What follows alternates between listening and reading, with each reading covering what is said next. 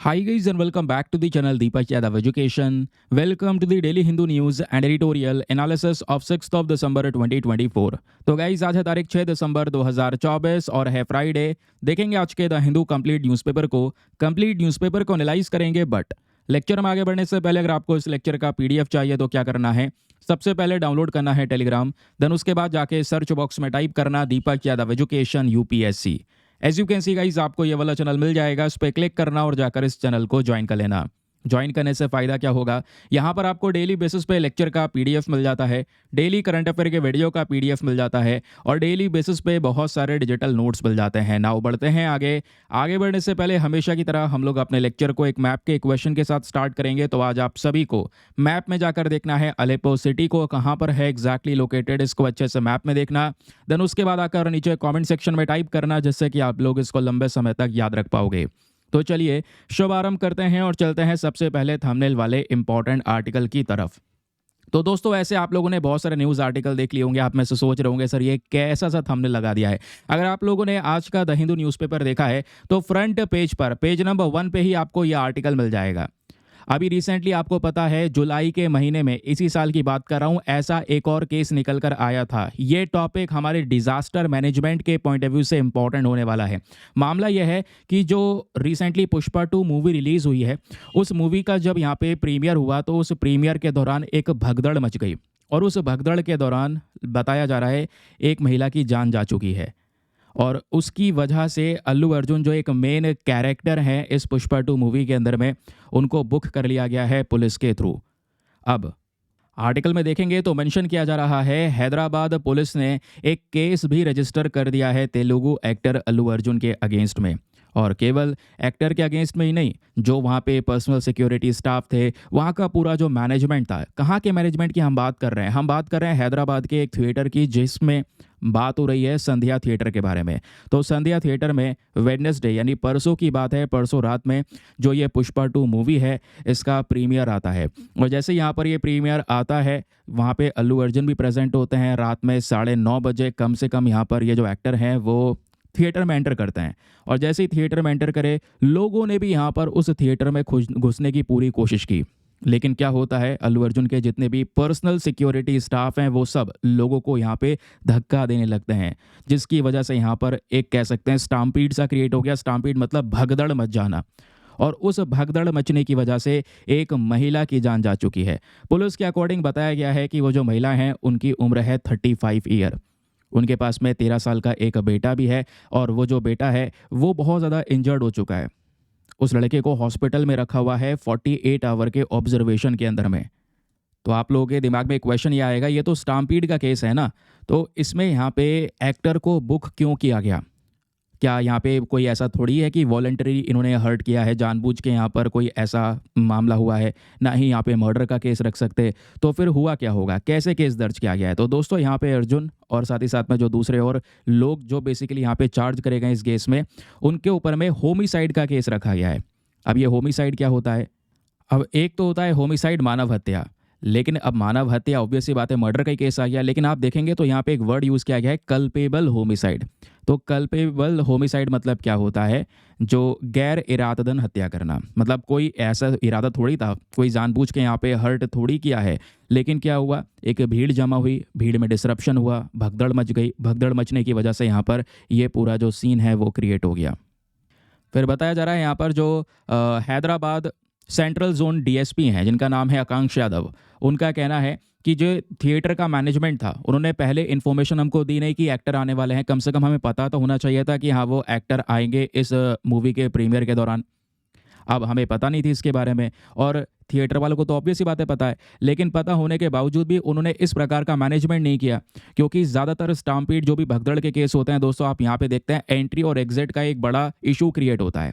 तो वही इशू यहाँ पर भी देखने को मिला, क्योंकि मैनेजमेंट अच्छे से नहीं हुआ था। तो लोगों के लिए निकलने की जगह या एंट्री करने की जगह, जितने भी पॉइंट्स थे वो सेपरेट नहीं थे, प्रॉपर तरीके से अरेंज नहीं करे गए थे। तो लोगों को मौका नहीं मिल पाता है कहाँ से एंटर करें, कहाँ से निकले, उस एरिया में कैसे भागें। तो एक जगह पे जो भीड़ है वो लगातार भाग रही है और वो भीड़ बेकाबू है, कोई कंट्रोल नहीं कर पाएगा उसको।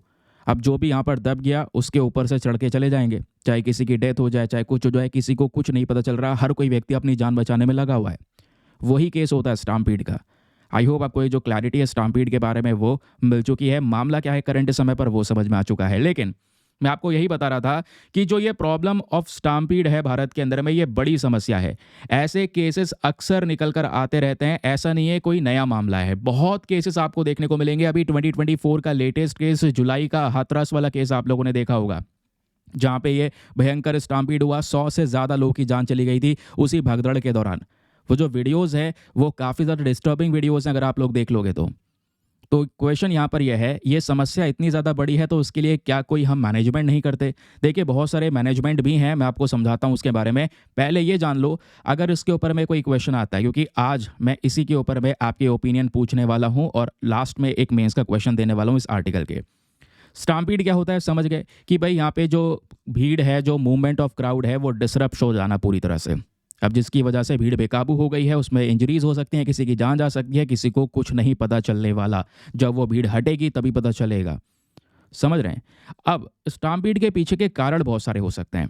भाई हो सकता है यहाँ पर भीड़ के अंदर में कोई पैनिक क्रिएट हो जाए, है ना? जैसे हाथरस वाले केस में हुआ, कई बार पैनिक हो जाता है। मान लो बहुत बड़ी कगार में भीड़ जमा है, कुछ लोग यहाँ पर बेहोश हो रहे हैं लगातार, कुछ की सांस फूल रही है, सोचेंगे लोगों में डर पैदा हो जाएगा, एक पैनिक सा क्रिएट हो गया, लोग आपस में भगदड़ मचने की कोशिश करने लगेंगे कि हम तुरंत यहाँ से भीड़ से निकल जाएं। उसके एक बाद क्या होगा, वो जो भगदड़ है एक भयानक रूप ले लेगा। ये हो सकता है। या ओवर क्राउडिंग, एक जगह पे कैपेसिटी बहुत कम है, आपने बहुत ज़्यादा लोगों को रख लिया है। भाई इतने से एरिया में एक जना आ सकता है, आपने इतनी भीड़ जमा कर ली है कि उस एरिया में 3 से 4 जने खड़े हैं या बैठे हैं। इससे क्या होगा, सफोकेशन होगा, लोगों का दम घुटना शुरू हो जाएगा। जैसे ही दम घुटना शुरू होगा आपस में भगदड़ मच जाएगी। जब भगदड़ मच जाएगी इसमें फिर अगेन वही सीन निकल कर आएगा जैसे अभी हम करंट समय पर देख रहे हैं। तो क्वेश्चन यह है कि जो ये भगदड़ मचती है इसके पीछे के मेजर फैक्टर्स क्या हो सकते हैं? देखिए इसके पीछे के साइकोलॉजिकल फैक्टर और एनवायरमेंटल फैक्टर दोनों हो सकते हैं। साइकोलॉजिकल फैक्टर की बात करते हैं तो पैनिक, एक डर पैदा हो जाना अचानक से किसी चीज़ को लेकर कि भाई यहाँ पे लोग बेहोश हो रहे हैं, लोगों की तबीयत खराब हो रही है, एकदम से भीड़ के अंदर में भागो, ऐसा यहाँ पर पैनिक क्रिएट हो सकता है। फिर कई बार क्या होता है, इमरजेंसी के अंदर भी लोगों का जो कोऑपरेटिव बिहेवियर है वो यहाँ पे पूरी तरह से डिस्टर्ब हो जाता है। शांति बनाने के बजाय और ज़्यादा यहाँ पर कह सकते हैं कि हड़कंप मच जाता है, जिसकी वजह से जो भीड़ है वो बेकाबू हो जाती है, जिसका परिणाम स्टाम्पीड का यानी भगदड़ का निकल कर आता है। फिर दूसरा यहाँ पे फैक्टर देखेंगे तो वो एनवायरमेंटल या फिर डिज़ाइन एलिमेंट्स आपको नजर आएंगे, क्योंकि हम सभी फैक्टर केवल पैनिक पे नहीं डाल सकते। बहुत सारे फैक्टर इंफ्रास्ट्रक्चर भी हैं। आपके एरिया में प्रॉपर लाइटनिंग ना होना, कोई समस्या किसी को हो गई है नहीं पता चल पाना, है ना? या फिर जो क्राउड का मैनेजमेंट है उसको आप प्रॉपर तरीके से नहीं कर पा रहे हो। कहीं पर भीड़ बहुत ज़्यादा है, कहीं पे कम है, भीड़ को सेपरेट करना, डिवाइड करना ज़रूरी है ताकि आप ऐसी भीड़ को जगह जगह पे रखें ताकि कंट्रोल कर सकें। सभी भीड़ को एक जगह पे जमा कर देंगे तो वो अनकंट्रोल हो जाएगी। या कई बार यहाँ पर जो आपके बैरियर्स हैं, है ना, जो आपने लगा रखे हैं भीड़ को कंट्रोल करने के लिए, वो कोलैप्स कर जाना। फिर एग्जिट और एंट्री के पॉइंट्स बहुत इंपॉर्टेंट होते हैं। कोई भी एरिया जहाँ पे भीड़ जमा है उसमें ढेर सारे एग्जिट पॉइंट्स होने चाहिए, निकलने की जगह बहुत सारी होनी चाहिए। कई बार क्या होता है, एग्जिट पॉइंट्स बहुत कम होते हैं। और मान लो केवल इस एरिया में एक ही एग्जिट पॉइंट है, एक एंट्री पॉइंट है, लोगों को यहाँ पर इन्होंने भीड़ को एक एरिया में जमा कर लिया है। भगदड़ मच गई तो कहाँ से निकलेंगे? केवल एक छोटा सा पॉइंट है जहाँ से निकलने का रास्ता है। इससे क्या होगा, और पैनिक होगा, जो रिजल्ट होंगे और भयानक निकल कर आएंगे इस स्टाम्पीड के। कई बार क्या होता है, आग लग जाते हैं, ऊपर कोई वायरिंग वगैरह चल रही है, बिजली की वायरिंग चल रही है, वो टूट के गिर जाता है। ऐसे केसेस भी आते हैं दोस्तों। तो ये एक बड़ी समस्या है जिसके ऊपर में विचार करना बहुत ही ज़रूरी है और एक्शन लेना ज़रूरी है, और एक्शन हम ले रहे हैं। लेकिन वो किस तरीके से ले रहे हैं वो भी बताऊंगा। सवाल यह है कि अगर कहीं पर भी ऐसा केस आता है तो उसका इम्पैक्ट, इसका जो असर पड़ रहा है वो बहुत ही ज़्यादा भयानक है। मैंने जैसे बोला कुछ लोगों की मृत्यु हो जाती है। हाथरस का केस आया, 100 से ज़्यादा लोगों की जान गई भगदड़ में। अभी आपने देखा एक महिला की जान गई। अब इसका इम्पैक्ट यही है कि कुछ लोगों की तो जान चली जाती है, लेकिन कुछ लोग जो सर्वाइव कर जाते हैं उनको साइकोलॉजिकल ट्रॉमा हो जाता है। लंबे समय तक यहाँ पर उनको नींद ना आना, लंबे समय तक स्ट्रेस रहना, ऐसी भगदड़ को देखकर बहुत सारे लोग ऐसी प्रॉब्लम्स फेस करते हैं। हम वीडियोस देख के डिस्टर्ब हो जाते हैं कि हाँ भाई ऐसा हो गया, ऐसे यहाँ पे लोग दब गए इस भीड़ के अंदर में। लोग सामने रियलिटी में देख लेते हैं तो एक ट्रॉमा सा सेट हो जाता है उनके दिमाग में। फिर बात आती है इकोनॉमिक कॉन्सिक्वेंसेस।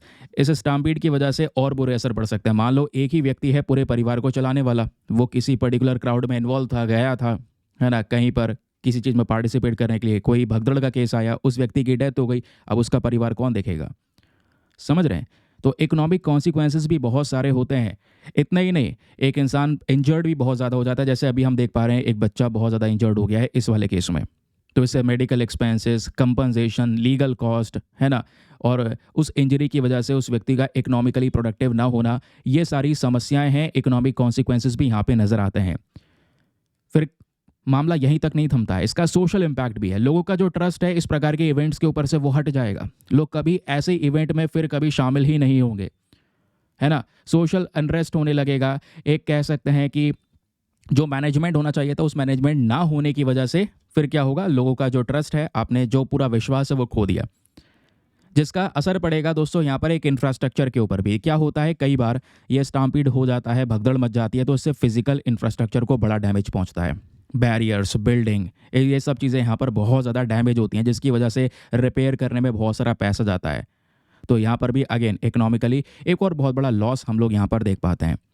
नाउ क्वेश्चन ये है कि जब समस्याएं हैं तो इसको हम रोक कैसे कर सकते हैं, इसका प्रिवेंशन क्या हो सकता है? तो दोस्तों सुनिए, बहुत सारे तरीके हैं इसको काउंटर करने के। सबसे पहला तरीका है रियल टाइम डेंसिटी मॉनिटरिंग। एक सॉल्यूशन ये हो सकता है कि जहां पर भी भीड़ है उसको मॉनिटर करना बहुत ही ज़्यादा ज़रूरी है। इसके लिए आप थर्मल लाइडार का यूज़ कर सकते हैं, या फिर कई बार आपने देखा होगा शो वगैरह के अंदर में कुछ रिस्ट बैंड दिए जाते हैं, रिस्ट बैंड जो चमक रहे होते हैं, वो basically radio frequency identification tags होते हैं, है ना? तो ऐसे बैंड दे दिए जाते हैं, लोगों को पहना दिए जाते हैं। वो रियल टाइम ट्रैकिंग के लिए होता है, ताकि जो क्राउड का मूवमेंट हो रहा है उसको आराम से ट्रैक किया जा सके। कहाँ पर बहुत ज़्यादा कंजस्टेड एरिया है, कहाँ पे भीड़ बहुत ज़्यादा जमा है, आराम से पता चल जाता है। जैसे ही पता चलेगा, जो मैनेजमेंट टीम है वो बड़े से डिस्प्ले पे लोगों को समझाएगी कि भाई यहाँ पे भीड़ ज़्यादा इकट्ठा हो रही है, थोड़ा हट के इधर आ जाएं, इधर भीड़ हल्की है, इधर इकट्ठे हो जाएं। तो लोगों को गाइड किया जाएगा। इससे क्या होगा, भीड़ मॉनिटर हो सकेगी आराम से। और जैसे आप मॉनिटरिंग कर लेंगे और आपने अच्छे से मैनेज कर लिया है, कोई सफोकेशन नहीं होगा, तो मामला स्टाम्पीड के बहुत ज़्यादा कम हो जाएंगे। या फिर एक तरीका और है ड्रोन्स वगैरह का इस्तेमाल करना। ड्रोन के ऊपर में हाई रेजोल्यूशन कैमरा का यूज़ करना होगा, और उस कैमरे से आप रेगुलर बेसिस पे निगरानी रख सकते हैं उस भीड़ के ऊपर में। लोगों को मैसेज दे सकते हैं, एक बड़ी स्क्रीन सेट करनी होगी वहाँ पे, और अनाउंसमेंट रेगुलर बेसिस पे करना होगा कि भाई यहाँ पर इतनी भीड़ है, इस एरिया में इतनी है, ज़रा इसको मैनेज कीजिए। ये मैनेजमेंट करना ज़रूरी है। तो मैनेजमेंट एक बड़ा इशू आ जाता है दोस्तों, जब भी कोई स्टाम्पीड का केस आता है। फिर उसके बाद में एक प्रॉपर लाइटनिंग सिस्टम होना चाहिए, जैसा कि मैंने आप लोगों को यहाँ पे बताया। ढेर सारे एग्जिट पॉइंट्स होने चाहिए, एंट्री पॉइंट्स होने चाहिए, ताकि कोई ऐसा केस आए इमरजेंसी का तो लोग निकल सकें। निकलने के रास्ते ऐसा ना हो एक ही है, निकलने के ढेरों रास्ते होने चाहिए। समझ रहे हैं? फिर क्वेश्चन आता है कि भारत ने क्या कोई इनिशिएटिव उठाया है इस स्टाम्पीड को कंट्रोल करने के लिए? देखिए, हमारे पास में एनडीएमए नाम की एक इंपॉर्टेंट बॉडी है, जिसको बोलते हैं नेशनल डिजास्टर मैनेजमेंट अथॉरिटी। ठीक है, अब ये एनडीएमए को आपको पता है प्रधानमंत्री लीड करते हैं। ठीक है, उन्हीं के थ्रू ये ग्रुप चलता है। एक एपेक्स स्टैचुरी बॉडी है जो देश के अंदर में इस प्रकार के डिजास्टर्स को मैनेज करने के लिए तैयार की गई है। इस बॉडी को हमने डिजास्टर मैनेजमेंट एक्ट 2005 के तहत बनाया था। इस पूरे एनडीएमए यानी नेशनल डिजास्टर मैनेजमेंट अथॉरिटी की रिस्पॉन्सिबिलिटी क्या है? इसकी मेन जिम्मेदारी बनती है नई नई पॉलिसीज़ को सेट करना, प्लान्स लेकर आना, प्लस डिजास्टर मैनेजमेंट के लिए इंपॉर्टेंट गाइडलाइन शेयर करना, है ना? उसके साथ साथ यहाँ पर कि कैसे इस डिजास्टर को रोका जा सकता है, कम किया जा सकता है, उसकी तैयारी कैसे की जा सकती है पहले से, वो सब तैयारी एनडीएमए करता है।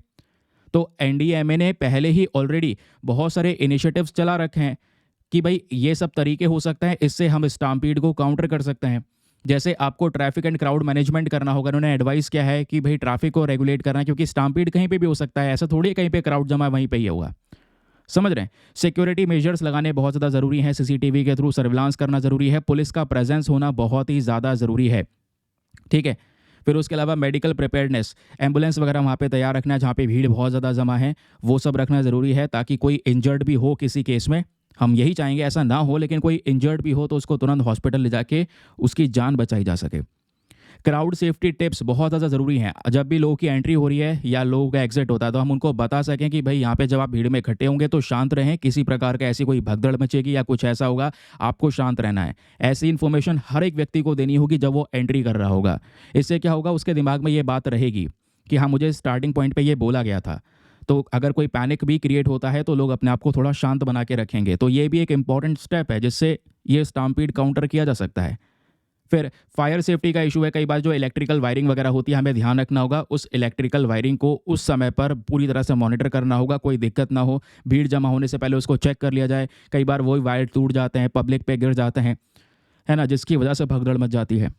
तो ये कुछ रिस्पॉन्सिबिलिटीज़ आती हैं एनडीएमए के ऊपर में, और एनडीएमए ने इस तरीके के कुछ इनिशिएटिव्स या गाइडलाइंस शेयर कर रखे हैं जिसको हमें फॉलो करना होता है। बट फिर भी ऐसे केसेस आते रहते हैं, समझ रहे हैं? तो ये ध्यान में रखिएगा, इंपॉर्टेंट है। बहुत टाइम से ये टॉपिक चर्चाओं में रहते हैं। जैसे मैंने आपको बताया, स्टाम्पीड के ढेरों केसेस है जहाँ पे 100 से ज़्यादा लोगों की जान चली जाती है। तो एक बड़ा मुद्दा है डिज़ास्टर मैनेजमेंट के पर्सपेक्टिव से। नाउ अब मैं आप लोगों के ओपिनियन चाहता हूँ, आप लोगों को एक मेंस का क्वेश्चन दे रहा हूँ, इसको आप लोग लिखना। क्वेश्चन क्या बोलता है? Analyse the effectiveness of disaster risk reduction initiative by the Indian government in the context of stampede prevention, what improvements can be done. आपको पहले ये बताना है कि जो डिजास्टर रिस्क रिडक्शन है, इस प्रकार की समस्याओं को कम करने के लिए जो इनिशिएटिव सरकार चला रही है, स्पेशली ये भगदड़ के मामले में, वो कितने इफेक्टिव हैं वो समझाइए। इसमें हम क्या क्या सुधार कर सकते हैं वो आपने बताना है। 250 शब्दों का ये क्वेश्चन है और 15 मार्क्स में आपने इसको अटेम्प्ट करना होगा। एक बार हिंदी में रीड कर देता हूँ ताकि हिंदी माध्यम वाले एस्पिरेंट भी अच्छे से पढ़कर एक बहुत अच्छा सा आंसर लिख के सबमिट कर सकें। सबमिट क्या करना है अभी बताता हूं। तो क्वेश्चन क्या है? भगदड़ की रोकथाम के संदर्भ में भारत सरकार द्वारा आपदा जोखिम न्यूनीकरण पहलों की प्रभावशीलता का विश्लेषण करें। क्या सुधार किए जा सकते हैं वो भी बताएं। आंसर लिखने के बाद में सबमिट करने के लिए दोस्तों आपको टेलीग्राम पर जाना है। वहां पे जाके सर्च बॉक्स में लिखना दीपक यादव एजुकेशन मेंस ग्रुप। जैसे आप फुल फॉर्म लिखोगे मेरा टेलीग्राम चैनल मिलेगा जहाँ पे ऑलरेडी 80,000 से ज़्यादा लोग जुड़ चुके हैं। आप भी जुड़कर अपने आंसर्स को लिखकर वहाँ पे सबमिट कर सकते हैं। अपने आंसर को सबमिट करने के साथ साथ एक छोटा सा काम और करना है, एटलीस्ट सभी लोग को 2-2 आंसर्स रिव्यू करना है। जब आप सभी लोग 2-2 आंसर्स को रिव्यू करोगे बहुत सारे फायदे होंगे आपको भी और सामने वाले को भी। आपको कुछ इंपॉर्टेंट पॉइंट्स मिलेंगे जो आप अपने नोट्स में इंक्लूड कर सकते हैं। सामने वाले के आंसर में अगर कोई मिस्टेक होती है तो आप उनको बता सकते हैं कि यहाँ पर इंप्रूवमेंट की आवश्यकता है। इस प्रकार से कोऑपरेटिव वे में वो पूरा का पूरा ग्रुप काम करता है। तो चलिए दोस्तों आगे बढ़ते हैं, लेकिन आगे बढ़ने से पहले एक इंपॉर्टेंट इन्फॉर्मेशन। अगर आप लोग हमारे पेड ग्रुप्स को ज्वाइन करना चाहते हैं तो आपके पास में बढ़िया मौका है इसको ज्वाइन करने के लिए। यहाँ पर आपको डेली बेसिस पे करंट नोट्स के पीडीएफ वगैरह प्रोवाइड करवाए जाते हैं। फॉर एग्जांपल जैसे आपने स्टाम्पीड वाला केस देखा, अब इसको लेकर जितनी भी डिटेल्स हैं, ऐसे ढेरों न्यूज़ आर्टिकल, उनकी प्रॉपर डिटेल्स, ये सब दोस्तों एक पीडीएफ में कंपाइल करके दिया जाता है। एक ऐसा पीडीएफ जिसका प्रिंट आउट वगैरह आप निकलवा सकते हैं, एक ऐसा पीडीएफ जो हिंदी और इंग्लिश दोनों भाषाओं में होता है। आपको इस तरीके का ग्रुप ज्वाइन करवा दिया जाएगा जहाँ पे डेली बेसिस पे करंट अफेयर का कंटेंट अपलोड होता रहता है। तो नोट्स बनाने की टेंशन, रिवाइज करने की टेंशन बहुत ज़्यादा कम हो जाती है कि भाई कोई टॉपिक बहुत पुराना हो चुका है उसको सर्च करके सीधा आप यहाँ पे पढ़ सकते हैं। ये आपको इसमें कैपेबिलिटी मिल जाती है। और सबसे इंपॉर्टेंट दोस्तों यहाँ पे क्या है, आपको स्टोरेज का कोई इशू फेस नहीं करना है। ढेरों पीडीएफ पढ़े हैं, डेट वाइज पढ़े हैं, किसी भी तारीख का पीडीएफ उठाओ, डाउनलोड करो, पढ़ो, डिलीट करो, अनलिमिटेड ऑप्शंस आपके पास में अवेलेबल है। स्क्रॉल करके भी पढ़ सकते हैं, ये सब बेनिफिट्स आपको मिल जाएंगे। और ग्रुप को ज्वाइन करने का जो फ़ी पेमेंट है वो भी बहुत मिनिमम है। ये आपका वन टाइम इन्वेस्टमेंट है 499 रुपीज़ का for the lifetime access. जब तक आपका सिलेक्शन ना हो जाए तब तक आप 499 में इस ग्रुप को ज्वाइन करके रख सकते हैं। ज्वाइन करने के लिए क्या करना है, व्हाट्सएप पर जाना, यहाँ पर आपको एक नंबर दिया गया है 8534873368। इस नंबर पर मैसेज कर देना कि हाँ I want to join this group. वहाँ पे आपको रिप्लाई मिलेगा, पेमेंट का प्रोसेस दिया जाएगा और उससे ज़्यादा इंपॉर्टेंट आपको डेमो वीडियो का लिंक भी मिलेगा। आप पूरे डेमो वीडियो को अच्छे से चेक कर सकते हैं, देख सकते हैं कि मुझको कहाँ पर क्या फ़ायदा होगा और अपने आप को कंप्लीटली सेटिस्फाई करने के बाद में जाकर ये इन्वेस्टमेंट कर सकते हैं। ठीक है, तो चलिए आगे आते हैं अगले इंपॉर्टेंट न्यूज़ आर्टिकल की तरफ। पेज नंबर 1 पे वो है। उसके अलावा दोस्तों पेज नंबर 9 या 10 पर आपको एडिटोरियल देखने को मिलेगा। बहुत ही ज़्यादा काम का एडिटोरियल है। इस एडिटोरियल को थोड़ा सा ऐसा बना के डिस्कस करेंगे जो एग्ज़ाम में ज़्यादा हेल्प करे, क्योंकि ये आर्टिकल लिखा है MK स्टालिन ने, जो तमिलनाडु के चीफ मिनिस्टर हैं। लेकिन जो मैटर है वो बहुत इंपॉर्टेंट है, वो है फिनांस कमीशन का, कि भाई जो फिनांस कमीशन है उसकी जिम्मेदारी क्या बनती है और किस तरीके से जो ज़्यादा डेवलप्ड स्टेट्स हैं उनको आज कंट्रीब्यूशन कम मिलता है फिनांस कमीशन के तहत। तो हमें वो कंट्रीब्यूशन चाहिए। स्पेशली यहाँ पर ये तमिलनाडु की बात कर रहे हैं कि तमिलनाडु टैक्स में कंट्रीब्यूशन ज़्यादा देता है, लेकिन उसके बदले में रिटर्न में तमिलनाडु को बहुत कम मिलता है। वही सीन बहुत सारे सदर्न स्टेट्स के साथ में है। वही मैटर दोस्तों MK स्टालिन की साइड से उठाया गया है। तो फिनांस कमीशन क्या होता है, पहले मैं आपको बहुत सारे जो बेसिक फैक्ट्स हैं वो बता देता हूं, क्योंकि पॉलिटी का एक मेजर कॉन्सेप्ट आपका क्लियर हो जाएगा फिर। ठीक है, एक मेजर मुद्दा क्लियर हो जाएगा कि हाँ भाई फिनांस कमीशन क्या है, कैसे वर्क करता है। जब आप पढ़ोगे तो आपको मज़ा आ जाएगा, क्योंकि मैं यहाँ पे फोकस ये करता हूँ दोस्तों, केवल करंट अफेयर्स नहीं पढ़ाऊँ, आपको मैं हर एक चीज़ वो पढ़ाऊँ जो आपके सिलेबस में इंपॉर्टेंट है। आपके स्टैटिक पोर्शन का जो किताबें जब आप उठाओगे तो आपको पता चल जाएगा कि हाँ भाई ये सब चीज़ें मैं पढ़ रहा हूँ। ठीक है? तो सुनिए, जब बात करते हैं फिनांस कमीशन के बारे में, तो अब की बार जो ये फिनांस कमीशन चलेगा, स्पेशली ये 16th फिनांस कमीशन होगा। हर 5 साल में इस प्रकार का कमीशन बनाया जाता है। फिर बोल रहा हूँ, हर 5 साल में ये कमीशन बनता है। तो अभी 15वां फिनांस कमीशन चल रहा है। जो 16वां फिनांस कमीशन है, इसकी शुरुआत होगी अप्रैल 2026 से। लेकिन इसके बारे में डिस्कशन, इसके अपॉइंटमेंट वगैरह सब कुछ हो चुके हैं। अब जो 16वां फिनांस कमीशन होगा, इसके चेयरमैन भी चुन चुके हैं दोस्तों। चेयरमैन हैं अरविंद पनाग्रे। ठीक है, इनका नाम आप लोगों ने सुना होगा, रिसेंट समय पर ये चर्चाओं में भी थे। तो फिनांस कमीशन हर 5 साल में बनता है, लेकिन ऐसा नहीं है 5 साल बाद बनाएंगे। ज़रूरत अगर लगती है तो पहले भी इसको कंस्टिट्यूट किया जा सकता है, जैसे यहाँ पे किया गया है। हमारे संविधान के अंदर में आर्टिकल 280 के बारे में ध्यान रखिएगा। आर्टिकल 280 ही है जो यहाँ पर इस तरीके के फिनांस कमीशन को बनाने की बात करता है। अब बनाता कौन है? वो है प्रेसिडेंट। तो प्रेसिडेंट के थ्रू दोस्तों यहाँ पर इस प्रकार का फिनांस कमीशन एस्टेब्लिश किया जाता है, लेकिन ये एस्टेब्लिश करने की पावर प्रेसिडेंट को मिली है आर्टिकल 280 से। ठीक है, तो आपके कॉन्स्टिट्यूशन का article 280 is also very important. फिर सुनिए आगे की बात। क्वेश्चन ये आता है, ये फिनांस कमीशन हम क्यों बनाते हैं? रीज़न बताइए सर। तो इसको इसलिए बनाया जाता है ताकि जो ये कमीशन है वो रिकमेंडेशन दे सके। क्या दे सके? रिकमेंडेशन की भाई ये काम करना है। लेकिन रिकमेंडेशन किस चीज़ को लेकर? रिकमेंडेशन दोस्तों स्टेट गवर्नमेंट और सेंट्रल गवर्नमेंट के बीच में फाइनेंशियल रिलेशंस को बैलेंस करने को लेकर ये रिकमेंडेशन देता है। अब ये बैलेंस करने को लेकर मतलब अगर आप देखेंगे तो मेजॉरिटी ऑफ टैक्स हमारी सेंट्रल गवर्नमेंट के पास में आता है। तो केंद्र सरकार के पास में जो टैक्स का पैसा आया है, अब ये जो पैसा है दोस्तों ये डिस्ट्रीब्यूट किया जाता है स्टेट गवर्नमेंट्स के पास में, है ना। राज्य सरकारों को दिया जाता है ताकि राज्य सरकार डेवलपमेंट्स या बाकी सारे प्रोजेक्ट्स लगा सके, क्योंकि मेन चाहे वो एजुकेशन का जिम्मेदारी देख लो, हेल्थ का जिम्मेदारी देख लो, वो स्टेट गवर्नमेंट के पास में है। तो फिर ये टैक्स का पैसा इनके पास में आना चाहिए। तो इसी टैक्स को प्रॉपर तरीके से डिस्ट्रीब्यूट करना, अच्छे मात्रा में सभी राज्य को ये पैसा देना, इसी को लेकर रिकमेंडेशन देने का काम होता है फिनांस कमीशन का। फिनांस कमीशन बोलता है कि ये जो पैसा है गवर्नमेंट के पास में, जो टैक्स जनरेट हुआ है, वो ऐसे सेंट्रल गवर्नमेंट और ऐसे स्टेट गवर्नमेंट के बीच में बंटना चाहिए। बस इसीलिए हम लोग यहाँ पर ये फिनांस कमीशन बनाते हैं। ठीक है, ध्यान में रखना, गवर्नमेंट ऑफ इंडिया ने ऑलरेडी 16वां फिनांस कमीशन बना दिया है। चेयरमैन कौन है अभी मैं बता चुका हूँ। आर्टिकल 280 के थ्रू यहाँ पर ये पावर मिलती है ताकि ये कमीशन बनाया जाए, ताकि जो टैक्स का रेवेन्यू है वो सेंट्रल गवर्नमेंट और स्टेट गवर्नमेंट के बीच में सही मात्रा में डिस्ट्रीब्यूट किया जा सके। लेकिन क्वेश्चन ये है कि जो फिनांस कमीशन बोल देगा, क्या वो बात माननी ही पड़ेगी सेंट्रल गवर्नमेंट को? तो ऐसा नहीं है दोस्तों। फिनांस कमीशन अगर कुछ भी बोलता है तो सेंट्रल गवर्नमेंट के ऊपर में ऐसा नहीं है कि दबाव बन जाएगा, वो बात मानेगा ही मानेगा। इस वजह से लिखा हुआ है central government not bound by the suggestion made by the finance commission. Finance commission केवल रिकमेंडेशन दे रहा है, सजेशन दे रहा है कि आप ऐसा कर सकते हैं। अब मानना ना मानना वो सेंट्रल गवर्नमेंट के ऊपर में होता है। अब ये जो कमीशन है इसका कॉन्स्टिट्यूशन यानी गठन कैसे करते हैं? तो प्रेसिडेंट ऑफ इंडिया के पास में पावर आती है, और पावर कहाँ से आती है? Under the article 280। ये पढ़ा चुका हूँ अभी थोड़ी देर पहले ही। तो इन्होंने यहाँ पर क्या होता है, प्रेसिडेंट ऑफ इंडिया के पास में ये पावर है कि वो 5 साल बाद इस तरीके के फिनांस कमीशन को बना सकते हैं। फिनांस कमीशन का स्ट्रक्चर कैसे होता है? तो इसमें होते हैं एक चेयरमैन। ठीक है, जैसे अभी 16वां फिनांस कमीशन जो एस्टेब्लिश किया गया है, इसके चेयरमैन हैं डॉक्टर अरविंद पनाग्रे। अब एक चेयरमैन के साथ साथ इसमें बाकी 4 अलग मेंबर्स होते हैं, 4 सदस्य होते हैं जो अपने फील्ड में एक्सपर्टीज़ होते हैं, चाहे वो इकोनॉमी की फील्ड हो, चाहे प्रॉपर नॉलेज हो एडमिनिस्ट्रेशन के अंदर में, उसके हिसाब से यहाँ पर ये 4 लोग भी इसमें रखे जाते हैं। समझ रहे हैं? अब दोस्तों ये जो 5 मेंबर हैं, जिसमें एक चेयरमैन है, बाकी 4 मेंबर्स हैं, इनकी जब क्वालिफिकेशंस की बात आती है तो उसके लिए हमारे पास में एक एक्ट है, finance commission miscellaneous provision act 1951, जो कि बेसिकली चेयरमैन और दूसरे बाकी सारे मेंबर्स की क्वालिफिकेशन को स्पेसिफाई करता है। ठीक है, कि भाई जैसे चेयरमैन है तो इनको पब्लिक अफेयर का एक बहुत बड़ा एक्सपीरियंस होना चाहिए, तभी वो चेयरपर्सन बनाए जाएंगे। उसके अलावा यहाँ पे जब मेंबर्स की बात करते हैं तो हाई कोर्ट का एक जज होना चाहिए, है ना, या फिर कह सकते हो कि उस काबिल हो कि उसका अपॉइंटमेंट हो सके एज अ हाई कोर्ट का जज। या फिर अगर हम देखेंगे दूसरा जो व्यक्ति है वो ऐसा व्यक्ति होना चाहिए जिसको फिनांस और गवर्नमेंट अकाउंटिंग की प्रॉपर नॉलेज हो। ठीक है, तो 2 व्यक्ति का क्वालिफिकेशन पता चला। तीसरा यहाँ पर जो होता है, एक ऐसा इंडिविजुअल होना चाहिए जिसको फाइनेंशियल मैटर का अच्छा एक्सपीरियंस हो, एडमिनिस्ट्रेशन का बहुत अच्छा एक्सपीरियंस हो।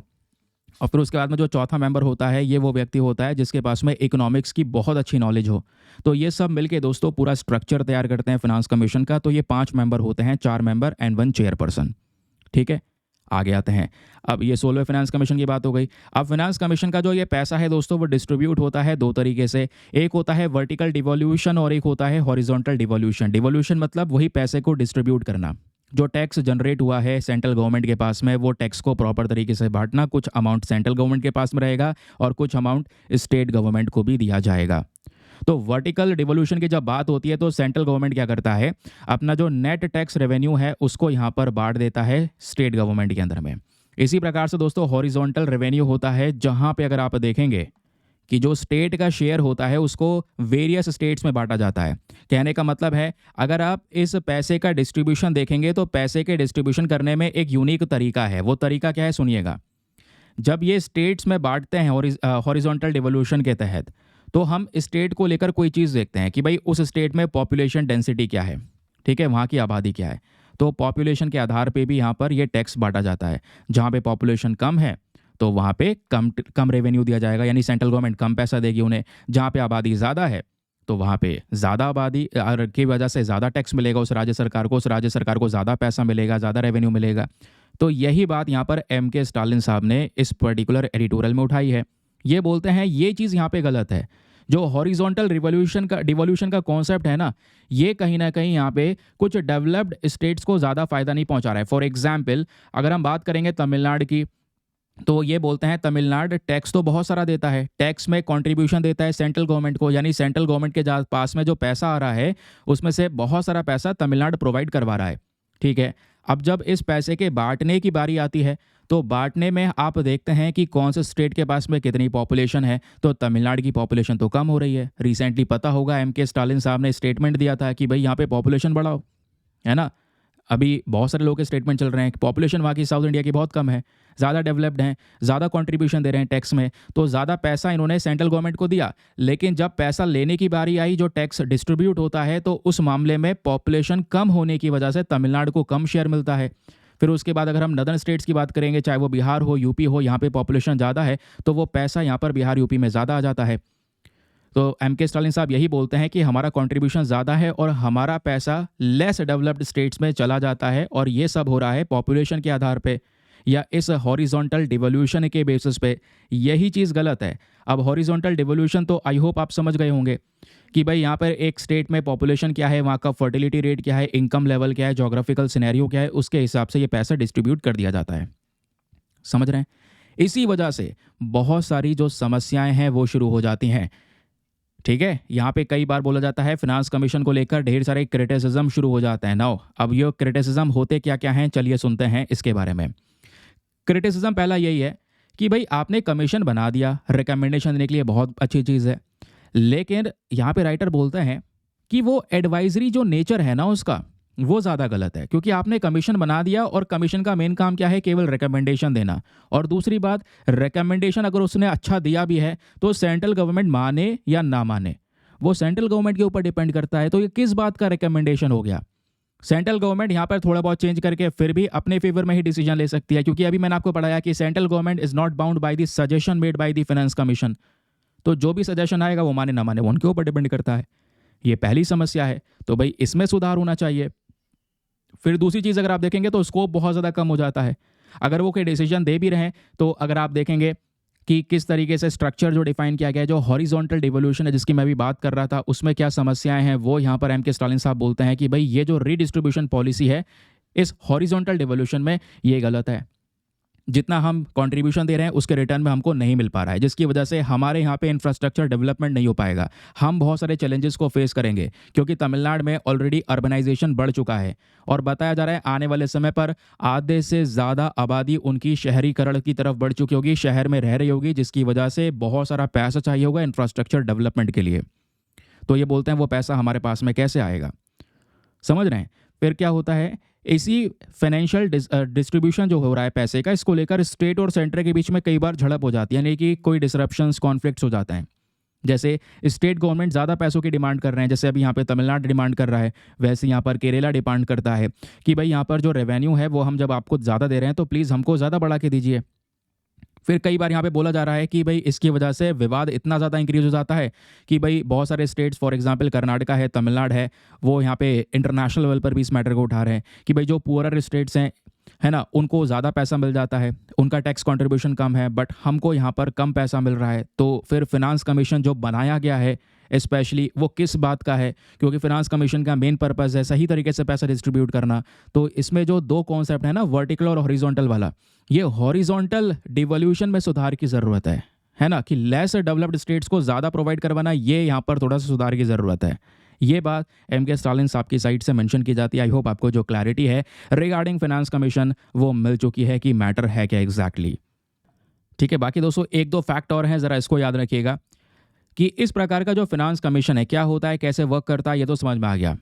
हमारे पास में जो पहला फिनांस कमीशन बनाया गया था वो 1952 से लेकर 57 के बीच में बनाया गया था। उस समय पर चेयरमैन थे के.सी. नियोगी। तो आपको याद रखना है पहले फिनांस कमीशन के फर्स्ट चेयरमैन कौन थे, के.सी. नियोगी।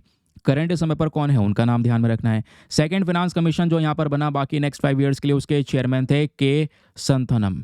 ठीक है, अब जैसे यहाँ पे फिनांस कमीशन की हम बात कर रहे हैं तो ये स्टेट लेवल पे काम कर रहा है, सॉरी ये सेंट्रल लेवल पे काम कर रहा है, देश के स्तर पे काम कर रहा है।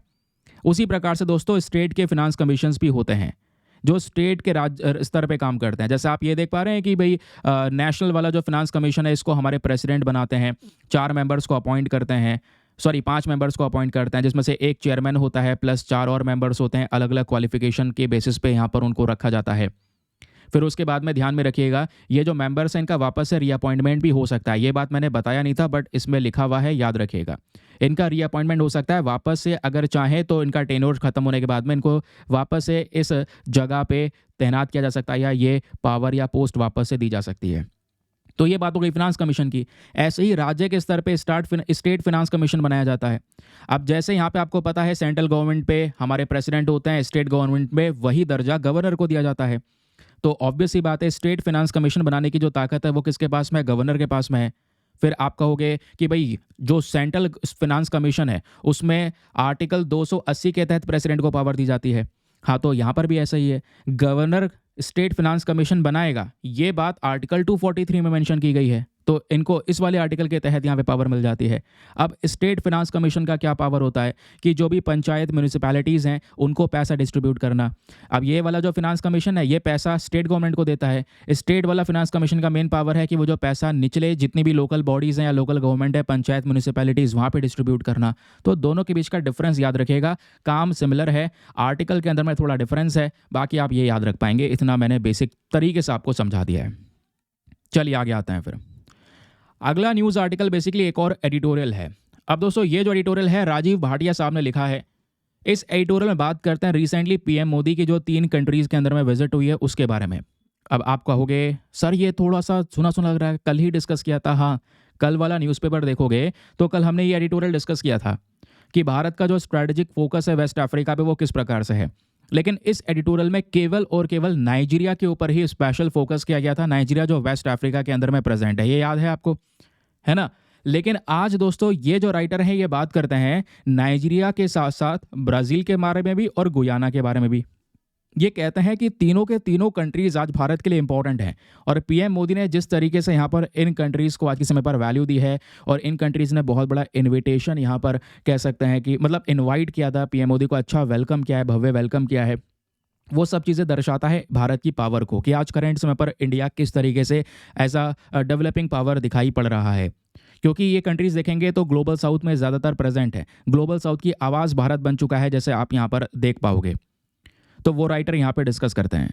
चलिए मैं आपको थोड़ा बता देता हूँ क्योंकि ऑलरेडी कल ही हम लोगों ने डिस्कस किया हुआ है, तो ज़्यादा कुछ तो नहीं है लेकिन बेसिक चीज़ें हैं, फटाफट कवर कर लेते हैं। पहले चलते हैं लोकेशंस के ऊपर में ताकि आपको बढ़िया क्लैरिटी मिल सके। तो दोस्तों जब हम लोग बात कर रहे हैं 3 कंट्रीज़ के बारे में, तो रिसेंटली क्या होता है आपको पता होगा 16 नवंबर से लेकर 21 नवंबर के बीच में यहाँ पर ये पूरा विजिट चलता है। इस विजिट में पीएम मोदी सबसे पहले जाते हैं नाइजीरिया, और नाइजीरिया कहाँ पर है, अफ्रीका में है। अगर आप देखेंगे तो ये है दोस्तों यहाँ पर नाइजीरिया, और नाइजीरिया अफ्रीकन कॉन्टिनेंट है, ये कॉन्टिनेंट ही अलग है। वो 3 अलग अलग जोग्राफिक रीजन में घूमते हैं दोस्तों 16 से लेकर 21 नवंबर के बीच में। ठीक है, तो नाइजीरिया के बाद यहाँ पर वो सीधा कहाँ जाते हैं, ब्राज़ील के अंदर साउथ अमेरिका में। अब साउथ अमेरिका एक अलग कॉन्टिनेंट हो गया। फिर ब्राज़ील के बाद में उनका तीसरा समिट था एक गुयाना के अंदर में। गुयाना आप देख पाएंगे, अब गुयाना एक अलग एरिया हो गया, अलग रीजन हो गया। कहोगे अलग रीजन कैसे, ये भी तो साउथ अमेरिका में है। लेकिन दोस्तों गुयाना एक कैरिबियन नेशन है। कैरिबियन नेशन कौन से होते हैं, जो कैरिबियन सी में प्रेजेंट है। कैरिबियन सी आपको दिख रहा है, इसके आसपास जितने भी देश हैं उसको बोलते हैं कैरिबियन नेशंस। गुयाना भी दोस्तों ये कैरिबियन नेशन में ही काउंट होता है। तो 3 स्पेसिफिक अलग अलग रीजन, चाहे वो अफ्रीका हो, साउथ अमेरिका हो या कैरिबियन नेशन हो, तीनों को यहाँ पर पीएम मोदी ने रिसेंटली विजिट किया। ये बात राइटर स्टार्टिंग में बताते हैं। और ब्राज़ील ज़्यादा रेलिवेंट था क्योंकि ब्राज़ील में G20 का समिट होता है। अब आपको पता है दोस्तों, ये जो G20 है बेसिकली यहाँ पे 20 कंट्रीज़ का ग्रुप है। लेकिन हम ऐसा बोलेंगे नहीं इसको, कैसे बोलेंगे फिर? G20 को अगर आपसे पूछा जाए क्या है, 20 देशों का ग्रुप है? नहीं, इसमें केवल 19 देश हैं दोस्तों। 19 देश के साथ साथ इसमें 2 ग्रुप्स हैं। एक पूरा यूरोपियन यूनियन है। अब यूरोपियन यूनियन आपको पता ही है, इसके अंदर टोटल 27 नेशंस है, 27 देश आते हैं। तो G20 में एक तो यहाँ पे 19 देश हो गए, फिर एक हो गया यूरोपियन यूनियन, और एक और हो गया पिछले साल 2023 में G20 समिट भारत में हुआ था, तो हमने एक ग्रुप को और जोड़ा था। कौन सा था वो? African union. तो अफ्रीकन यूनियन भी आज G20 का हिस्सा है, उसको हम बाकी एक में गिनते हैं। तो पहले 19 देश हो गए, बाकी यहाँ पे जो बचा वो यूरोपियन यूनियन है, और दूसरा यहाँ पर अफ्रीकन यूनियन आपको देखने को मिल जाएगा।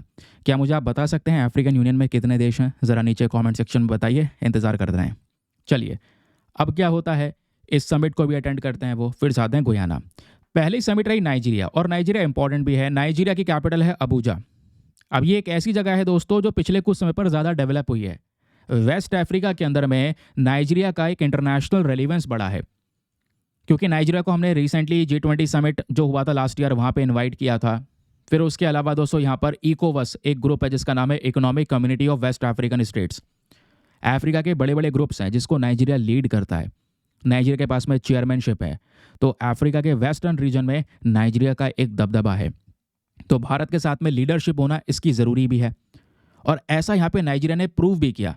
क्योंकि जब पीएम मोदी रिसेंटली यहाँ पर नाइजीरिया गए, तो नाइजीरिया के जो प्रेसिडेंट हैं टिनुबू, वो यहाँ पर पीएम मोदी का भव्य वेलकम करते हैं। वेलकम के साथ साथ यहाँ पर 21 गन सैल्यूट, वही 21 तोपों की सलामी जिसको बोलते हैं, वो दी जाती है। टॉप नेशनल अवार्ड से यहाँ पर उनको सम्मानित किया जाता है। ये सब चीज़ें दर्शाते हैं कि हाँ, इंडिया एक ऐसा ग्लोबल पावर हाउस की तरह देखने को मिलता है बहुत सारे कंट्रीज़ के अंदर में। इंडिया का इंपॉर्टेंस इंक्रीज़ हो रहा है, जो सही है।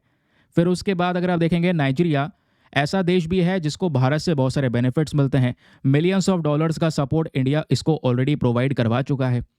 आज हम लोग देख पाते हैं इनके साथ में व्यापार को और ज़्यादा इंक्रीज़ करना। तो रिसेंटली नाइजीरिया की कैपिटल में जो ये मीटिंग होती है 2 लीडर्स के बीच में, यहाँ पे दोनों मिलकर डिस्कस करते हैं कि भारत और नाइजीरिया के संबंध को और ज़्यादा बढ़ाएंगे। वो कैसे बढ़ाएंगे? व्यापार, investment, education, health, culture, people to people relations को इम्प्रूव करके। फिर इसमें नए एरियाज़ के ऊपर भी फोकस किया गया है कि अब हम एग्रीकल्चर हो गया, चाहे वो रिन्यूएबल एनर्जी हो गया, अर्बन ट्रांसपोर्टेशन, डिजिटल ट्रांसफॉर्मेशन, ऐसे बहुत सारे फील्ड्स हैं जहां पर भारत और नाइजीरिया दोनों साथ में मिलकर वर्क करने वाले हैं। जिससे क्या होगा, आने वाले समय पर भारत और नाइजीरिया के रिलेशनशिप मजबूत हो पाएंगे। हाँ, भले ही हमने इन सब टॉपिक्स के ऊपर में डिस्कशन किया, बातचीत की, हम साथ में आतंकवाद से लड़ेंगे, रेडिकलाइजेशन से लड़ेंगे, लेकिन जो मेमोरेंडम ऑफ अंडरस्टैंडिंग साइन होता है वो कुछ ही एग्रीमेंट्स पे हो पाता है। लेकिन फिर भी अगर हम देखेंगे तो दोनों देशों की जो फ्रेंडशिप है, जो दोस्ती है, वो बहुत ज़्यादा मजबूत यहाँ पे दिखाई पड़ी है, जो एक अच्छा संकेत है इंडिया की डिप्लोमेसी के लिए। फिर दूसरा यहाँ पे दोस्तों, भारत जाता है ब्राज़ील के अंदर में पार्टिसिपेट करने के लिए। और अब की बार आपको पता है ब्राज़ील के अंदर में जो G20 समिट हुआ है वो 19वां समिट था, 18 से 19 नवंबर के बीच में। यहाँ पे बहुत सारे डिसीजन लिए जाते हैं।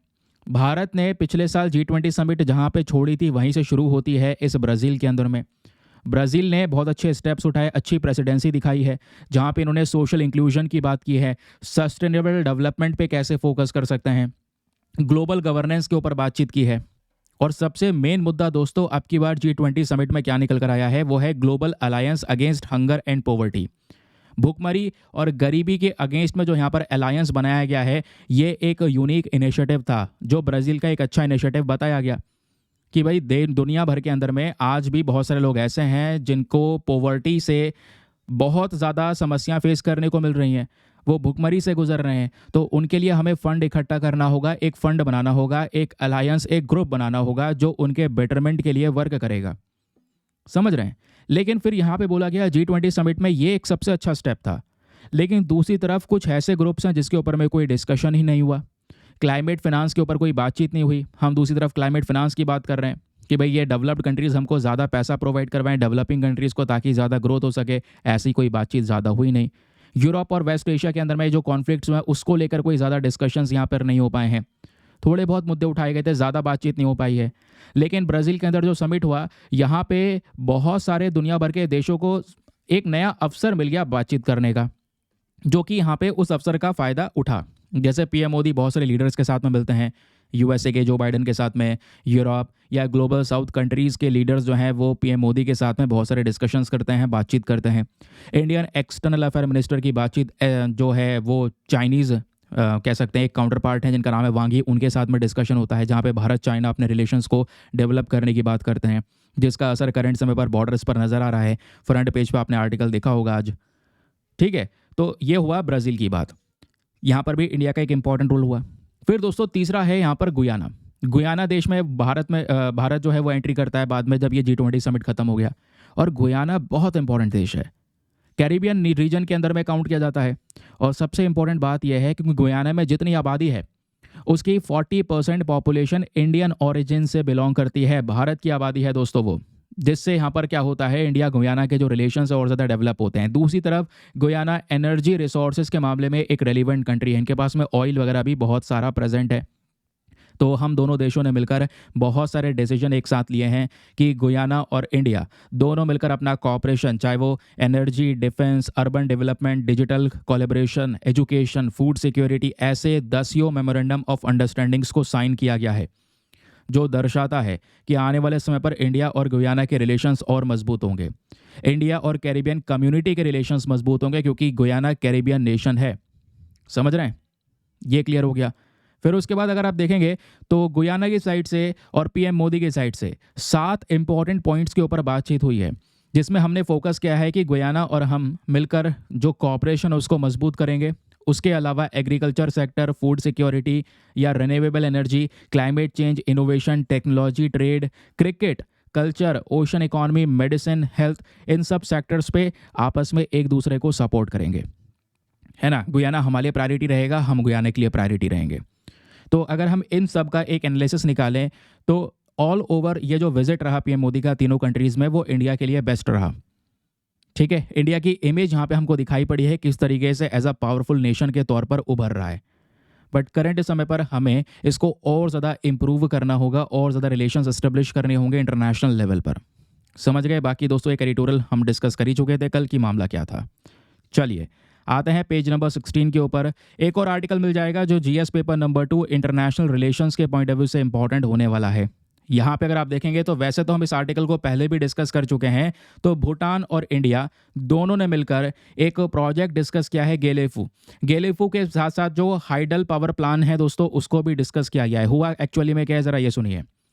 भूटान के जो किंग है, जिनका नाम है किंग जैगमे खेसर वांगचुक, ये इंडिया में आते हैं कल, और पीएम मोदी के साथ में ये आप देख पाएंगे बातचीत होती है। तो इंडिया भूटान दोनों कल डिस्कस करते हैं दोनों देशों के बीच के जो बायलैटरल प्रोजेक्ट्स हैं उसके बारे में। और ऐसे बहुत सारे प्रोजेक्ट हैं जहां पर इंडिया भूटान को सपोर्ट कर रहा है, चाहे वो इलेक्ट्रिसिटी को लेकर प्रोजेक्ट हो या उनका गेलेफू स्मार्ट सिटी बना रहा है भूटान, है ना। तो उसमें इंडिया का एक बहुत बड़ा सपोर्ट दिया गया है भूटान को। तो यहाँ पर जो किंग हैं भूटान के, वो प्रधानमंत्री नरेंद्र मोदी के साथ में मिलते हैं।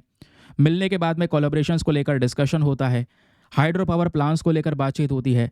फिर साथ ही साथ में दोनों देशों के जॉइंट स्टेटमेंट आते हैं, जहाँ पे पीएम मोदी मेंशन करते हैं कि देखिए जो भूटान है इसको भारत का कंटिन्यूस सपोर्ट मिलता रहेगा, और जो वो गेलेफू माइंडफुलनेस सिटी प्रोजेक्ट तैयार कर रहे हैं उसमें भी इंडिया का भरपूर मात्रा में सपोर्ट मिलेगा भूटान को, जहाँ पे वो पोल्यूशन फ्री एक सिटी डेवलप कर रहे हैं। तो भूटान के वेलबींग के लिए भी आज हम साथ में खड़े रहेंगे, जिससे दोनों देशों की यहाँ पर इकॉनमी और इन्वेस्टमेंट जो लिंकेजेस हैं वो और ज़्यादा इंप्रूव होंगे, क्योंकि आज भूटान में ढेर सारा पैसा भारत इन्वेस्ट करता है और इन्वेस्टमेंट कर चुका है। फिर दोनों साइड ने मिलकर डिस्कस किया हाइड्रो पावर प्रोजेक्ट के बारे में। इसमें स्पेशली प्रोजेक्ट कौन सा है, वो है पुनास सांगचू 2 हाइड्रो पावर प्रोजेक्ट। ये ध्यान में रखिए, 1020 मेगावाट का ये प्रोजेक्ट है। क्वेश्चन बन सकता है ये प्रोजेक्ट कहाँ पर है, भूटान में है। तो ये जो प्रोजेक्ट है दोस्तों, इसको लेकर डिस्कशन हुआ है, कंप्लीट हो रहा है, इसको लेकर बातचीत हुई है कि आगे की प्लानिंग यहाँ पर किस तरीके से रहने वाली है। फिर दोनों साइड ने डिस्कस किया कि कैसे भूटान और इंडिया आपस में जो क्रॉस बॉर्डर कनेक्टिविटी है उसको इंप्रूव करेंगे। आपस में रेल लाइन चलाने की बात हो रही है, एक रेलवे लाइन चलाई जाएगी, दोनों देशों को कनेक्ट करेगी। है ना। फिर उसके साथ साथ रिसेंटली अभी आपको पता होगा जो भूटान के प्राइम मिनिस्टर हैं, ये तो भूटान के किंग हैं, ठीक है, लेकिन वो एक भूटान के प्रधानमंत्री भी हैं, प्राइम मिनिस्टर भी हैं, जिनका नाम है शेरिंग तोब्गे। वो रिसेंटली आए थे भारत में। 25 नवंबर को गुजरात में जो ग्लोबल कोऑपरेटिव अलायंस हुआ था उसमें हिस्सा बने थे, जहाँ पे आपने देखा होगा बड़ी बड़ी हेडिंग बना था गेलेफू प्रोजेक्ट, जिसमें इंडिया सपोर्ट कर रहा है। तो हमारे लिए ये सब कुछ अच्छा है। और आज हमें भूटान के साथ में रिलेशन डेवलप करने ज़रूरी भी हैं, क्योंकि बाकी सारे पड़ोसी देशों को देखोगे, नेबर कंट्रीज़ को देखोगे, तो उनके साथ में संबंध हमारे ज़्यादा अच्छे नहीं हैं, जो इस आर्टिकल में मेंशन किए गए हैं। कि भाई दूसरी तरफ देखोगे भारत बांग्लादेश के संबंध खराब हो चुके हैं, स्टेबलाइज नहीं रह चुके हैं, क्योंकि शेख हसीना की जो गवर्नमेंट है वो गिर चुकी है। अब वहाँ पे जो करंट गवर्नमेंट है वो यहाँ पे करंट समय पर अगर आप देखेंगे इंडिया के प्रति उनका रवैया सही नहीं है। तो आज रिलेशंस जो है बांग्लादेश के साथ में ख़राब हो चुके हैं। नेपाल के साथ में भी वही हाल है। नेपाल में प्राइम मिनिस्टर बन चुके हैं केपी शर्मा ओली, और केपी शर्मा ओली भारत से ज़्यादा प्रायोरिटी देते हैं चाइना को। और चाइना का इन्वॉल्वमेंट हमारे पड़ोसी देश में होना ये हमारे लिए सही नहीं है, हमारे बॉर्डर्स के लिए सही नहीं है, ठीक है। तो आज आप देख पाएंगे तो जो कह सकते हैं नेपाल की जब बात होती है तो वो चाइना के साथ में नया रूल एंड रेगुलेशन साइन कर रहे हैं बेल्ट एंड रोड इनिशिएटिव को लेकर। ये बात सही नहीं है, क्योंकि चाइना फिर आ जाएगा नेपाल तक, और नेपाल से हमारी बाउंड्री लगती है। फिर उसी प्रकार से दोस्तों यहाँ पे भूटान की जब बात हुई तो भूटान में ऐसा कुछ नहीं है। भूटान ने चाइना को वो इतना इंपॉर्टेंस नहीं दिया है जितना वो भारत को इंपॉर्टेंस देते हैं, क्योंकि वो जानते हैं इस तरीके से कि इंडिया का सपोर्ट भूटान के प्रति बहुत ज़्यादा है, ठीक है। और मिस्टर जो वांगचुक हैं या फिर वहाँ के प्राइम मिनिस्टर तोब्गे हों, वो ऑलरेडी गुजरात गए, डिस्कशंस किए। अडानी ग्रुप आज के समय पर बड़ा इन्वेस्टमेंट कर रहा है भूटान के अंदर में, एयरपोर्ट, इंफ्रास्ट्रक्चर, रिन्यूएबल प्रोजेक्ट्स के मामले में, ठीक है, वो यहाँ पे बोला जा रहा है। खैर अभी रिसेंटली अडानी का जो ये इशू निकल कर आया यूएसए वाला, उस पर बहुत सारे देशों ने टिप्पणियां कर दी, चाहे वो श्रीलंका हो, बांग्लादेश हो। उन्होंने बोला कि अडानी के जो प्रोजेक्ट है हम भी रिव्यू करेंगे, कहीं इसमें कोई करप्शन तो नहीं है या कोई इशू तो नहीं है। लेकिन यहाँ पे भूटान की साइड से कोई भी इस प्रकार का कमेंट नहीं आया है। चाहते हैं वो रिलेशंस को मेंटेन करके रखना, क्योंकि इन्वेस्टमेंट इंडिया का बहुत ज़्यादा बड़ा है भूटान के अंदर में, समझ रहे हैं। तो ये दोस्तों यहाँ पे करंट समय पर इंडिया भूटान के रिलेशंस हैं। और आपको पता है इंडिया एंड इट्स नेबर करके यूपीएससी ने सीधा एक टॉपिक दे रखा है आपको जीएस पेपर नंबर 2 में, जिसको आप छोड़ नहीं सकते। तो इंडिया भूटान के संबंध अलग से भी थोड़ा पढ़ के चलिएगा, क्योंकि एग्जाम में क्वेश्चन बन सकते हैं। जैसे जब रीजनल कनेक्टिविटी की बात करेंगे तो इंडिया और भूटान के बीच में एक बड़ा जो बॉर्डर है वो लगता है, जैसे आप ये देख पाएंगे, ये रहा भूटान और ये रहा भारत का नॉर्थ ईस्टर्न रीजन। भूटान की कैपिटल है थिम्पू, ऊपर है चाइना, ठीक है, क्लियर हो गया। अब आगे आते हैं। अब दोस्तों देखोगे तो यहाँ पे बहुत सारे प्लान्स हैं हमारे, जैसे भूटान के अंदर एक जगह है सैमसे, फिर उसके अलावा वेस्ट बंगाल में एक जगह है बनारत। तो दोनों जगहों को यहाँ पर ट्रेन से जोड़ने की बात की जा रही है कि ट्रेन से लोग भूटान में जा सकेंगे, भूटान से इंडिया आ सकेंगे, है ना। उसके अलावा दोनों देशों ने डिसाइड किया है हम अपने बॉर्डर को अपग्रेड करेंगे। जो इमिग्रेशन पोस्ट होता है लोगों का इलीगल तरीके से एंट्री करना, वहाँ पे वहाँ के लोगों को एंट्री करना, तो इस प्रकार के प्रोजेक्ट के ऊपर में निगरानी रखा जाएगा। इस बॉर्डर एरिया में डेवलपमेंट करने की बात की गई है। ट्रेड और कनेक्टिविटी के ऊपर में बात की जा रही है, जैसे मैंने आपको बताया ट्रेन चलाने की बात की गई। उसके अलावा दोस्तों जो चेक पोस्ट है वो लगाने की बात की जा रही है, ताकि जो इमिग्रेशन है उसको रेगुलर बेसिस पे चेक किया जा सके। इंडिया भूटान के बीच में एनर्जी पार्टनरशिप आपको नजर आएगी, जैसे अभी इस प्रोजेक्ट के बारे में बात कर ही रहे थे, मैंने आपको बताया पुनः सांगचू 2 हाइड्रो पावर प्रोजेक्ट, है ना। इसको तैयार किया गया है, अब ये शुरू हो रहा है, अपने लास्ट स्टेज में यहाँ पर आ चुका है। तो आगे की प्लानिंग कैसे होगी उसी को डिस्कस किया गया रिसेंट वाली मीटिंग के अंदर में। ये सब करना ज़रूरी है, क्योंकि भूटान का जो इंपॉर्टेंस है इंडिया के लिए वो बहुत ज़्यादा है। भूटान एक बड़ी बाउंड्री को शेयर करता है, यही सबसे बड़ा इंपॉर्टेंस है, ठीक है। क्योंकि बाउंड्री की जब हम लोग यहाँ पर बात करते हैं, छोटी मोटी बाउंड्री नहीं है, 700 किलोमीटर की बड़ी बाउंड्री है जो भूटान के साथ में भारत शेयर करता है, समझ रहे हैं। फिर दूसरी तरफ भूटान को सपोर्ट मिलता है, चाहे वो कम्युनिकेशन हो, डिफेंस हो, इंडिया सपोर्ट करता है। 2017 याद है डोकलाम के अंदर में जब स्टैंड ऑफ शुरू हुआ भारत चाइना के अंदर में, भूटान था, भूटान ने जिसने इजाज़त दी कि भाई इंडिया अपने सोल्जर को लेकर हमारी टेरिटरी में आए और चाइना को पीछे ढकेले, ठीक है। क्योंकि डोकलाम वाला रीजन अगर आप देखेंगे दोस्तों तो वो डिस्प्यूट ये ट्राई जंक्शन पॉइंट पे हुआ था। ये वो रीजन है, ठीक है। ये पीछे तिब्बत है जिसको चाइना ने कब्जा रखा है, तो चाइना की एंट्री यहाँ तक हो चुकी थी। ये रहा भूटान, ये रहा इंडिया। तो यहाँ पे कह सकते हैं चाइना एंटर करने की कोशिश कर रहा था, तो भूटान ने यहाँ पर इंडिया को इजाज़त दी, अपने सोल्जर्स लेकर आ जाओ हमारे देश में, कोई बात नहीं, और चाइना को पीछे ढकेलो, चाइना के इंकर्जन को रोको। तो डोकलाम में दोस्तों ये ट्राई जंक्शन पॉइंट पे, जहाँ पे चाइना, इंडिया, भूटान तीनों के बीच में यहाँ पर एक कॉन्फ्लिक्ट था, मतलब तीनों में इंडिया भूटान साथ खड़े थे, चाइना अलग था, समझ रहे हैं। तो इसलिए भी यहाँ पर इंपॉर्टेंट है भूटान। हम नहीं चाहते कि भूटान में चाइना का इन्फ्लुएंस बिल्कुल भी इंक्रीज हो, और इस वजह से हमें सपोर्ट करना बहुत ही ज़्यादा ज़रूरी है हर एक प्रोजेक्ट या हर एक चीज़ को लेकर, क्योंकि भूटान एक इकोनॉमिक इंपॉर्टेंस भी रखता है। इंडिया करंट समय पर भूटान का एक सबसे बड़ा ट्रेडिंग पार्टनर है। भूटान में बहुत सारा एक्सपोर्ट होता है, भूटान हमको एक्सपोर्ट करता है। भूटान ज़्यादा कंट्रीज़ को ना बेचकर इंडिया को ज़्यादा सामान बेचता है, जिससे उनका रेवेन्यू जनरेट हो रहा है। फिर कल्चरल इंपॉर्टेंस देखोगे तो इंडिया भूटान पड़ोसी देश हैं, तो इनके बीच के जो कल्चरल टाइज़ हैं, जो इनके सांस्कृतिक संबंध हैं, वो बहुत ही ज़्यादा मजबूत हैं, है ना। फिर उसके बाद भूटान में आप देख पाएंगे ये दुनिया में कुछ ऐसे देशों में आता है जो कार्बन न्यूट्रल है, जहाँ पे पोल्यूशन नहीं है। इंडिया ने सपोर्ट किया है भूटान को रिन्यूएबल प्रोजेक्ट्स के मामले में, फॉरेस्ट कंजर्वेशन के मामले में, ताकि यहाँ पर अपने पेड़ों को बचा सकें, है ना। रिन्यूएबल एनर्जी के ऊपर में ज़्यादा से ज़्यादा जो कह सकते हैं पैसा है वो खर्च कर सके, तो इसके लिए इंडिया पैसा दे चुका है भूटान को। तो समझ रहे हैं ये बात। इस हर एक चीज़ में इंडिया के लिए भी भूटान रेलिवेंट और भूटान के लिए भारत ज़रूरी है। ये दोनों चीज़ें ये जो दोनों देश हैं समझ रहे हैं। जब तक समझेंगे तब तक रिलेशन मेंटेन रहेंगे। जहाँ पर ये जो सोच है, या यहाँ पर आप कह सकते हैं ये जो समझ है, इसमें कोई गड़बड़ी आएगी या किसी तीसरे कंट्री का इन्फ्लुएंस आएगा, तो फिर यहाँ पे वो रिलेशन बिगड़ने शुरू हो जाते हैं, जैसा भारत नेपाल में हुआ रिसेंटली।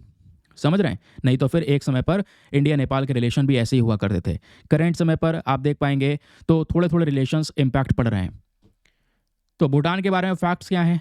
एक लैंडलॉक कंट्री है, चारों तरफ देशी देश हैं, एक तरफ इंडिया है, दूसरी तरफ चाइना आपको नजर आएगा। थिम्पू इनकी कैपिटल है, जैसे मैंने आपको बताया। भूटान में किंग भी होते हैं, प्राइम मिनिस्टर भी होते हैं।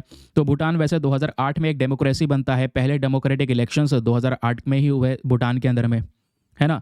फिर अभी यहाँ पर आप कह सकते हैं कि भूटान में एक सबसे लंबी नदी जो है करंट समय पर, वो मानस नदी है, जो 376 किलोमीटर की लंबी है। ठीक है। फिर उसके अलावा यहाँ पे पार्लियामेंट्री मोनार्की है, राजा भी हैं, बाकी यहाँ पर सरकार भी है, दोनों हैं, पार्लियामेंट्री मोनार्की कहेंगे उसे। ठीक है। भूटान भारत और तिब्बत वाला पोर्शन, जो बेसिकली चाइना का रीजन है करंट समय पर, इन दोनों के साथ में बॉर्डर्स को शेयर करता है। ये बेसिक सा डेटा है जो याद में रखना है, इसके अलावा कुछ याद नहीं रखना। बाकी अगर आप देखेंगे तो फ्रंट पेज पर भी एक आर्टिकल प्रेजेंट है। अब ये आर्टिकल कल ही मैं आपको पढ़ा चुका हूँ ऑलरेडी।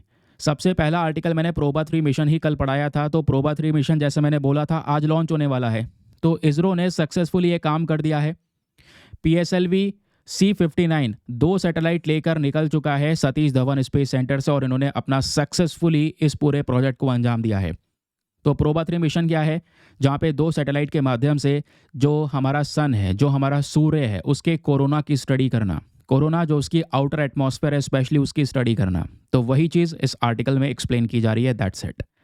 तो दोस्तों ये था हमारा डिस्कशन। आई होप आपको मज़ा आया होगा। मिलते हैं आप लोगों से अगले लेक्चर में। आज के लिए bye bye, have a nice day, thank you and जय हिंद।